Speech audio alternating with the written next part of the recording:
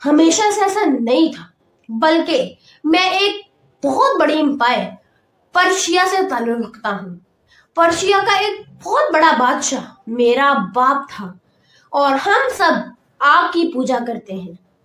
یہ آدمی آگے چل کر ایک بہت بڑا صحابی بھی بنا۔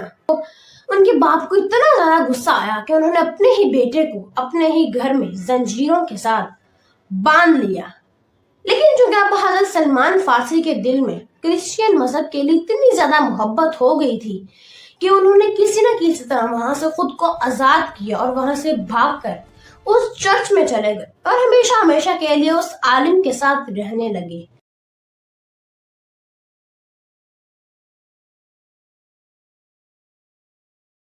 ایک دن مدینہ میں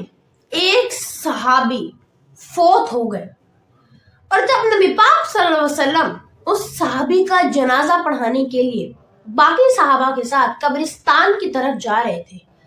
تب ان سب کے پیچھے پیچھے ایک آدمی نبی پاک صلی اللہ علیہ وسلم کا پیچھا کر رہا تھا، اور جیسے نبی پاک صلی اللہ علیہ وسلم قبرستان پہنچے تو وہ آدمی بھی ان سب لوگوں سے تھوڑا پیچھے ہٹ کر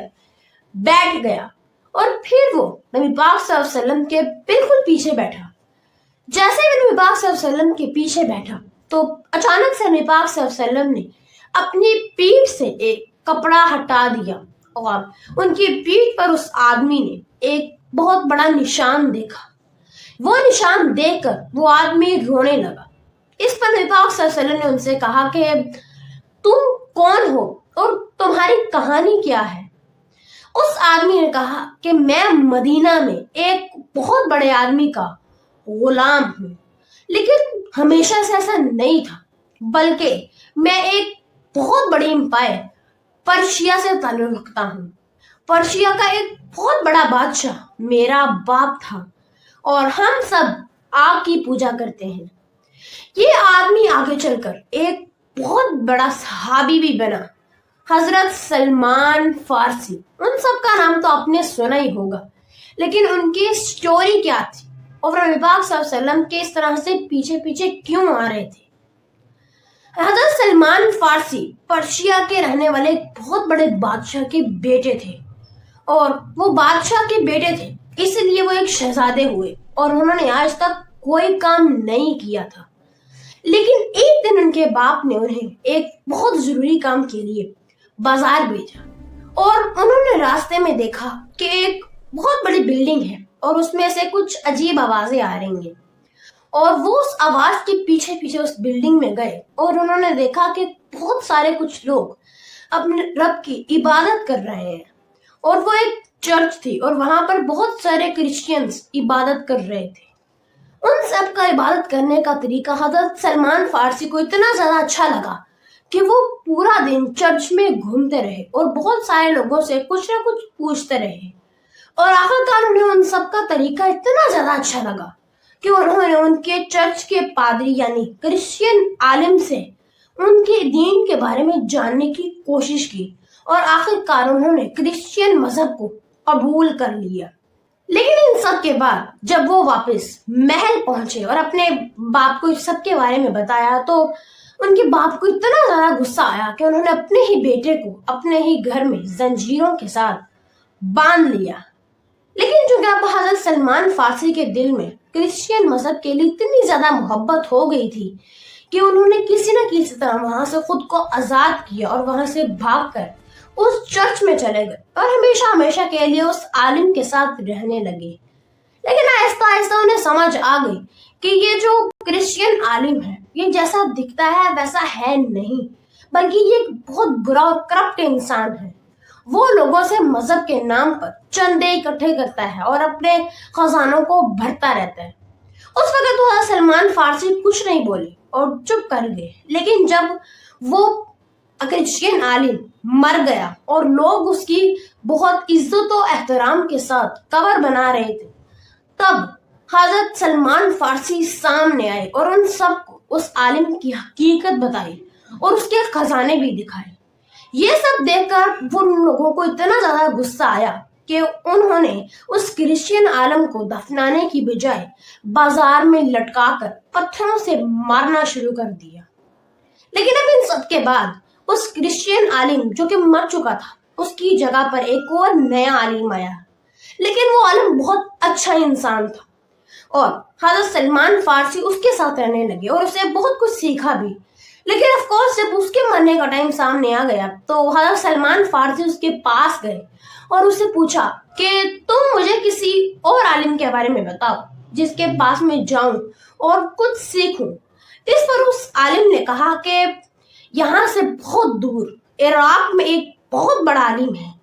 تم اس کے پاس جاؤ اور اسے تمہیں بہت کچھ سیکھنے کو ملے گا۔ اور پھر وہ عالم مر گیا۔ اس کے بعد حضرت سلمان فارسی سیدھا عراق کے لیے نکلے اور اس عالم سے جا کر ملے۔ لیکن آف کورس جب آہستہ آہستہ اس کا مرنے کا ٹائم بھی قریب آ گیا تو حضرت سلمان فارسی نے ان سے سیم کوشچن کیا، جس کے بعد اس آدمی نے کہا کہ ٹھیک ہے میں تمہیں بتا دوں گا، تم یہاں سے سیدھا ترکی جاؤ اور وہاں پر تمہیں ایک بہت بڑا عالم ملے گا، تم اس کے ساتھ رہنا۔ اور حضرت سلمان فارسی ترکی کے لیے نکل گئے اور ترکی میں جا کر انہوں نے اس عالم سے ملاقات کی اور اس عالم کے ساتھ رہنے لگے، اور وہ بھی ایک بہت اچھا انسان تھا، اس لیے حضرت سلمان فارسی نے ان سے بھی بہت کچھ سیکھا۔ لیکن جب وہ بھی مرنے والا تھا تو حضرت سلمان فارسی نے ان سے وہی کوشچن کیا اور اس پر انہوں نے ترکی میں ہی رہنے والے ایک اور بہت بڑے عالم کے بارے میں بتایا اور حضرت سلمان فارسی اس کے پاس چلے گئے۔ اور جب اس عالم کے مرنے کا ٹائم قریب آیا تو حضرت سلمان فارسی نے ان سے پھر وہی کوشچن کیا، لیکن اس بار آنسر تھوڑا ڈیفرنٹ تھا۔ اس کرسچین عالم نے کہا کہ دیکھو میرے بعد اب ہمارے ریلیجن میں پوری دنیا میں بھی کوئی عالم نہیں بچا، میں ہی سب سے بڑا عالم تھا اور اب میرے بعد بھی اس مذہب میں کوئی عالم نہیں ہے، اس لیے تم میری بات مانو اور اس کرسچین مذہب کو چھوڑو اور دنیا کا سب سے سچا اور جو آخری رسول ہے اس کی طرف چلے جاؤ۔ میں تمہیں ایک ایسے نبی کے بارے میں بتاؤں گا جس کا دین اور جس کا اسلام ہی سب سے سچا اسلام ہے۔ اب یہاں پر ایک اور بات تھی کہ وہ تو کرسچین تھا، اس لیے وہ ایک سچے اسلام کے بارے میں کیوں بتا رہا تھا، کیونکہ باقی کرسچین تو حضرت عیسیٰ علیہ السلام کو اپنا گاڈ مانتے ہیں اور حضرت مریم علیہ السلام کو مدر آف گاڈ یعنی خدا کی ماں مانتے ہیں، لیکن وہ کرسچین عالم ان سب سے بہت الگ تھا۔ وہ حضرت عیسیٰ علیہ السلام کو ایک عام سا انسان، حضرت مریم علیہ السلام کو صرف انسانوں کی ماں ہی مانتے تھے اور وہ یہی سوچتے تھے کہ ایک سچا نبی ضرور آئے گا جس کا اسلام ہی سب سے سچا اور آخری ہوگا۔ جس کے بعد اس عالم نے حضرت سلمان فارسی سے کہا کہ تم ایک ایسے نبی کی تلاش شروع کرو جس کا اسلام سب سے سچا ہو اور وہ تمہیں صرف ایک خدا کی عبادت کروائے، اور اس میں کچھ نشانیاں ہوں گی جو میں تمہیں بتاؤں گا اور ان نشانیوں کو ڈھونڈتے ہوئے تم اس نبی تک پہنچ جانا۔ اس میں سب سے پہلے انہوں نے بتایا کہ وہ نبی دنیا کا آخری نبی ہوگا، اس پر نبوت ختم ہو جائے گی، وہ اللہ کا سب سے سچا رسول ہوگا اور وہ حضرت ابراہیم علیہ السلام کے ریجن سے تعلق رکھتا ہوگا، وہ لوگ عرب میں رہتے ہوں گے، اور سب سے خاص بات کہ وہ نبی کسی سے کوئی چیریٹی نہیں لے گا،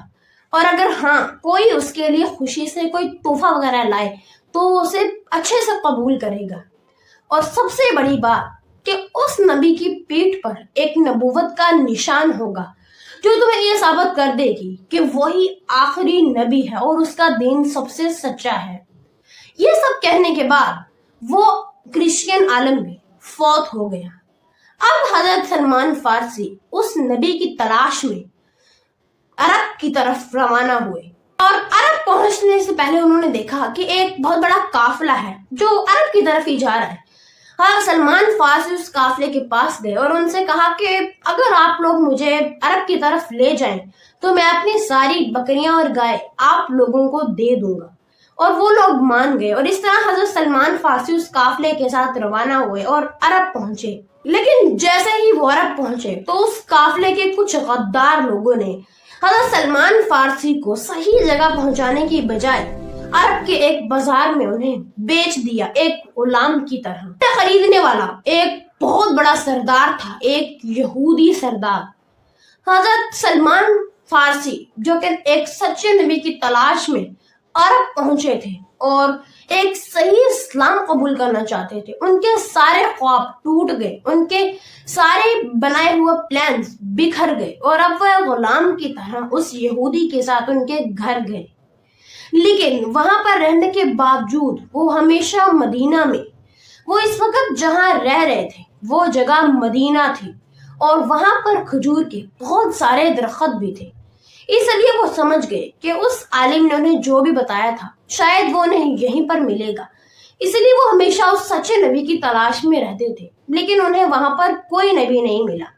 لیکن آخر ایک دن جب وہ اپنے مالک کے گھر ایک کھجور کے درخت پر چڑھے ہوئے تھے اور ان کا مالک نیچے کھڑا تھا، تب ایک آدمی بہت غصے میں دوڑا ہوا ان کی طرف چلا آیا اور ان کے مالک سے کہا کہ یہ مدینہ کے لوگوں کو کیا ہو گیا، یہ ایک ایسے انسان کی باتوں میں آ رہے ہیں جو انہیں کسی ایک خدا کے بارے میں بتا رہا ہے اور انہیں اپنے نبی ہونے کا دعویٰ کر رہا ہے۔ یہ سن کر سلمان فارسی کہتے ہیں کہ میری حالت ایسی ہو گئی کہ مجھے لگا تھا کہ میں ابھی اپنے مالک کے سر پر گر جاؤں گا، لیکن انہوں نے خود کو سنبھالا اور جب وہ آدمی انہیں یہ سب کچھ بتا رہا تھا تب حضرت سلمان فارسی نیچے اترے اور ان سے کہا کہ کون ہے وہ اور کیا بتا رہا ہے۔ اس پر ان کے مالک نے کہا کہ تمہیں سب سے کیا، تم ایک غلام ہو اور تمہیں اس میں انٹرسٹ لینے کی کوئی ضرورت نہیں ہے۔ لیکن حضرت سلمان فارسی تو یہ سمجھ چکے تھے کہ یہ وہی نبی ہے جس کی تلاش میں یہاں تک آیا ہوں، اور اب وہ اس نبی کی تلاش میں نکلے۔ لیکن انہیں وہ پہلے کیوں نہیں ملا؟ کیونکہ نبی پاک صلی اللہ علیہ وسلم کچھ عرصہ پہلے ہجرت کر کے مکہ سے مدینہ آئے تھے، اس لیے حضرت سلمان فارسی وہ ساری نشانیاں اس نبی میں ڈھونڈنا چاہتے تھے جس کے بارے میں ان کے ٹیچر نے انہیں بتایا تھا۔ ایک دن وہ اپنے مالک سے چھٹی لے کر کچھ کھانے پینے کا سامان ساتھ لے کر نبی پاک صلی اللہ علیہ وسلم کے پاس پہنچے اور انہیں وہ کھانا دیا اور ان سے کہا کہ یہ صدقہ ہے، چیریٹی ہے، یہ میں آپ سب کے لیے لایا ہوں۔ یہ سن کے نبی پاک صلی اللہ علیہ وسلم نے وہ سارا کھانا صحابہ میں تقسیم کر دیا، لیکن خود کچھ نہیں کھایا، کیونکہ نبی پاک صلی اللہ علیہ وسلم تو چیریٹی نہیں لیتے تھے، کسی کا صدقہ نہیں لیتے تھے۔ یہ دیکھ کر حضرت سلمان فارسی سمجھ گئے کہ یہی وہ نبی ہے، لیکن ابھی بھی انہیں کچھ نشانیاں تلاش کرنی تھی۔ لیکن اب یہاں پر ایک اور ٹاپک ہے کہ آخر نبی پاک صلی اللہ علیہ وسلم چیریٹی کیوں نہیں لیتے تھے؟ اس کے پیچھے بھی ایک بہت بڑی وجہ ہے کہ نبی پاک صلی اللہ علیہ وسلم جو بھی کرتے تھے سب لوگ وہی کرتے تھے، وہ ایک سنت بن جاتی تھی اور سب لوگوں کو سنت پر پورا اترنا پڑتا تھا۔ اگر نبی پاک صلی اللہ علیہ وسلم صدقہ لیتے تو سارے لوگ صرف صدقہ نبی پاک صلی اللہ علیہ وسلم کو ہی دیتے اور اس طرح سے باقی صحابہ اور لوگوں کو کچھ نہیں ملتا۔ اس لیے نبی پاک صلی اللہ علیہ وسلم اور ان کے خاندان والے کبھی بھی صدقہ چیریٹی نہیں لیا کرتے تھے۔ حضرت سلمان فارسی واپس آ گئے اور ایک دن پھر سے کچھ کھانے پینے کا سامان لے کر نبی پاک صلی اللہ علیہ وسلم کے پاس گئے اور ان سے کہا کہ یہ کوئی صدقہ چیریٹی نہیں ہے، بلکہ میں آپ کے لیے ایک تحفہ لایا ہوں، ایک گفٹ کے طور پر لایا ہوں۔ یہ سن کے نبی پاک صلی اللہ علیہ وسلم خوش ہوئے اور انہوں نے وہ صحابہ میں بھی تقسیم کیا اور خود بھی کھایا۔ یہ دیکھ کر تو حضرت سلمان فارسی کا یقین اور زیادہ پکا ہو گیا کہ یہی وہ نبی ہے، لیکن ابھی انہیں وہ نبوت کا نشان دیکھنا تھا۔ لیکن اب وہ ڈائریکٹ نبی پاک صلی اللہ علیہ وسلم کے پاس جا کے ان کے سب کے بارے میں کچھ نہیں پوچھ سکتے تھے، کیونکہ حضرت عمر فاروق رضی اللہ تعالیٰ عنہ اور کئی صحابہ ہر وقت نبی پاک صلی اللہ علیہ وسلم کے آس پاس رہتے تھے تلواریں لے کر، کیونکہ نبی پاک صلی اللہ علیہ وسلم بھی نئے مدینہ میں آئے تھے اور لوگوں کو نیا اسلام قبول کرنا سکھایا تھا، اس لیے ان کے بہت سارے دشمن تھے۔ اب حضرت سلمان فارسی وہ نشان دیکھنا چاہتے تھے، اس لیے جب مدینہ میں ایک دن ایک صحابی فوت ہوئے اور نبی پاک صلی اللہ علیہ وسلم ان کا جنازہ پڑھانے کے لیے قبرستان میں آئے تو وہ حضرت سلمان فارسی بھی ان کے پیچھے آ گئے، اور جب انہوں نے حضرت سلمان فارسی نے قبرستان میں بیٹھ کر نبی پاک صلی اللہ علیہ وسلم کو اپنی پوری سٹوری بتائی اور ان کا وہ نشان بھی دیکھا، تو اس وقت وہ یہ سب دیکھ کر اور سنا کر رونے لگے، کیونکہ آخر کار ان کی وہ تلاش ختم ہو چکی تھی جس تلاش کی وجہ سے انہوں نے آگ کی عبادت کرنے والا مذہب چھوڑ کر، کرسچین کا مذہب چھوڑ کر نبی پاک صلی اللہ علیہ وسلم تک پہنچے تھے، اور اس سب کے بعد وہ ایک بہت بڑے صحابی بنے سلمان فارسی.